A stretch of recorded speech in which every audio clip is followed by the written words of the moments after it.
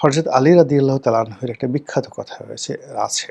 তিনি বলেছেন যে একটা রাষ্ট্র বা একটা দেশ, একটা জাতি রসাতলে গেছে কখন বুঝবে যে এই রাষ্ট্রটি, দেশটি রসাতলে গেছে? তার ১ম হলো যে দরিদ্র যারা মানুষ তারা ধৈর্যহারা হয়ে গেছে। আপনারা জানেন যে দরিদ্রদেরকে আল্লাহ একটা অসম্ভব নিয়ামত দান করেন। তারা আলহামদুলিল্লাহ আলা কুল্লি হাল, সর্বাবস্থায় বলে যে আমি ভালো আছি। পেটে ক্ষুধা, জিজ্ঞেস করলে একগাল হাসি দিয়ে বলবে আল্লাহ ভালো রাখছে আলহামদুলিল্লাহ। তো এই যে তার এই গুণাবলীটা যেটা ঈশ্বর প্রদত্ত, আল্লাহ প্রদত্ত, সেই গুণাবলীটা যখন তার ভিতর থেকে চলে যায় এবং সে যখন অধৈর্য হয়ে যায়, গালাগাল করে, খিস্তি খেউড় করে, মারতে চায়, অস্থিরতা দেখায়, মেজাজ গরম দেখায়, বেয়াদবি করে, ইট মিনস রাষ্ট্রটা রসাতলে গেছে। দ্বিতীয় যে বক্তব্য হযরত আলী রাদিয়াল্লাহু তাআলা আনহুর, সেটি হলো ধনীরা কৃপণ হয়ে যায়। আমাদের ধনীরা এখন কি পরিমাণ কৃপণ হচ্ছে দেখেন, আপনি এখন কোনো ধনী খুঁজে পাবেন না। এই অল্প সময়ের মধ্যে গত ৬ মাসের মধ্যে গিয়ে দেখেন, আমাদের এই দেশের যারা টাকা পাচারকারী তারা টাকা পাচার করে সুইস ব্যাংক ভরে ফেলেছে।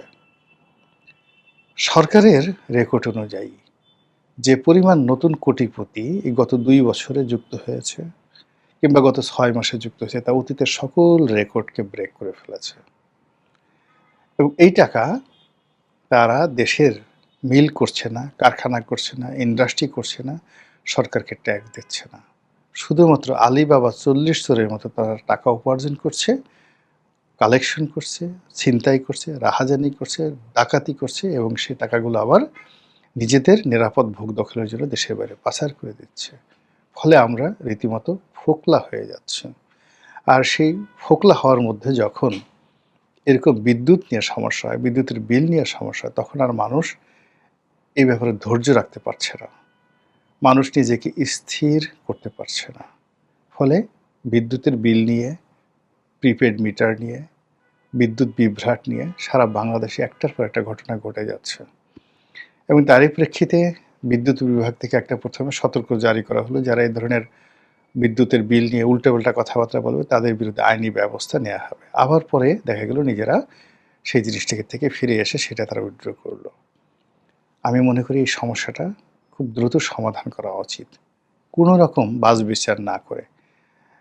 এটা আমাদের জীবনের একটা বিরাট অনুষঙ্গ। এই অনুষঙ্গটি যেন কোনো অবস্থাতেই বুমেরাং না হয়ে যায়। মহান আল্লাহ আমাদের সবাইকে হেদায়েত দান করুন এবং হেফাজত করুন। আসসালামু আলাইকুম ওয়া রাহমাতুল্লাহি ওয়া বারাকাতুহু।